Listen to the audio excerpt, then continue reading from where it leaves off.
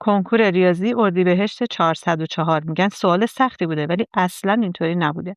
اگر آلفا و بتا ریشه های معادل ایکس و منهای 5 ایکس به اضافه 2 باشن مقدار این عبارت چقدره؟ قبل از هر کاری میایم مجموع ریشه ها و حاصل ضرب رو به دست میاریم. مجموع ریشه ها میشه آلفا به اضافه بتا میشه منفی بی آ که مقدار بیمون منفی 5 مقدار آ هم 1 پس جواب میشه 5. حاصل ضرب ریشه ها میشه آلفا ضرب در بتا یعنی سی آ که مقدار سیمون برابر با 2 میشه، مقدار آ هم که 1 پس جواب 2 میشه. حالا این عبارتی که بهمون داده رو تفکیکش میکنیم. یعنی 4 آلفا رو با 5 بتا 2 با هم یک کسر میگیریم. بتا به توان 5 هم با 5 بتا 2 یک کسر میگیریم. جدا از هم مینویسیمشون. بتا 5 با بتا 2 ساده میشه. میشه بتا به توان 3.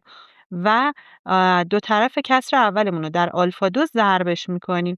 صورتش میشه آلفا به توان 3. مخرجش هم یه بتا 2 آلفا 2 داریم که همون آلفابت‌های خودمونه که به توان 2 رسیده. یعنی 2 به توان 2 که برابر با 4 میشه. 4 رو با 4 ساده میکنیم. جواب به دست میاد 1/5 آلفا 3 به اضافه 1/5 بتا 3. از 1/5 فاکتور میگیرم. آلفا 3 به اضافه بتا 3 به دست میاد. آلفا 3 به اضافه بتا 3 میشه اس به توان 3 منهای 3 پی اس.